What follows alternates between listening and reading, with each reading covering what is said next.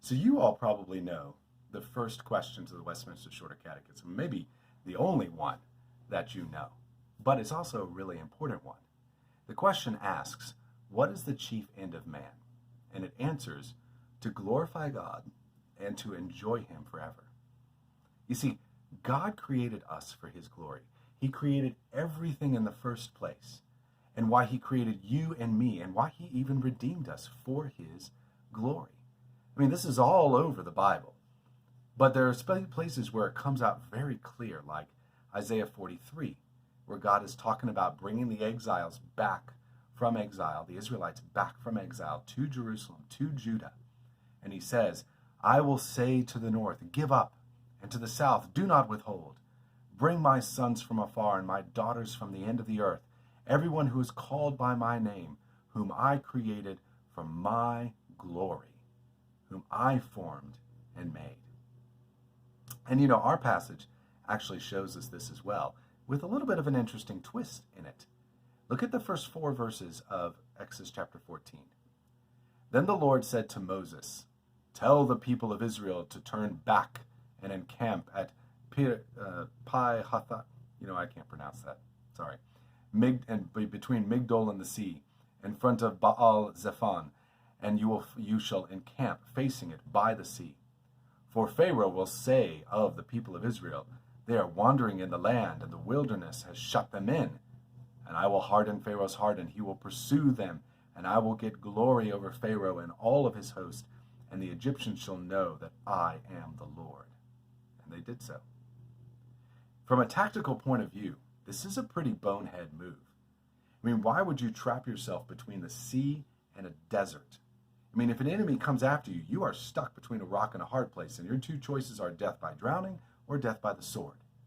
In fact, God even tells Moses as much, that that's exactly what's going to happen. Yet he also tells Moses that it will be for his glory, that they may know that he is the true God. So you see, he intentionally weakens their military position in order to put them in a place where they'd be trapped so that he could get his glory out of them. That's why he created them, and he's doing it even now as he rescues them. And by the way, this would be a great source of their joy as well, because once they're on the other side of the Red Sea, they're going to throw a really big party. But I'm getting ahead of myself. We'll get to that later this week. You guys have probably heard, and at least know intellectually, that God created you for his glory. And it's true. But the twist of this story shows us that there's more to it than that. Sometimes God intentionally weakens us so that he will get more glory out of us. That is hard to hear, I know, but it's actually what we've already seen in this story in Moses. Back in chapter 4, God told Moses that he intentionally gave Moses the speech impediment so that he could glorify himself through Moses. And the New Testament tells us the same thing. Paul tells us in 2 Corinthians 12. So to keep me from being conceited, because of the surpassing greatness of the revelation, that is, to keep him from trying to steal God's glory, a thorn was given me in the flesh, a messenger from Satan to harass me, to keep me from becoming conceited. 3 times I pleaded with the Lord about this, that it should leave me. But he said to me, my grace is sufficient for you, for my power is made perfect in weakness. Therefore, I will boast all the more gladly in my weakness, so that the power of Christ may rest upon me. You see, God's power, his glory, is made perfect in our weaknesses. That's what we'll actually see in the Red Sea episode as we go through this part of the story. In the meantime, though, think about the weaknesses that you have, the things that are hindering you and you feel like are weights or a ball and chain on you that's holding you back. How do you think God's glory can be seen in that?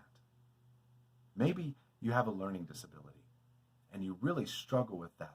That's hard to deal with, believe me, I know. But it also means that God gets the glory when something amazing is done through you, because you know you couldn't have done it any other way.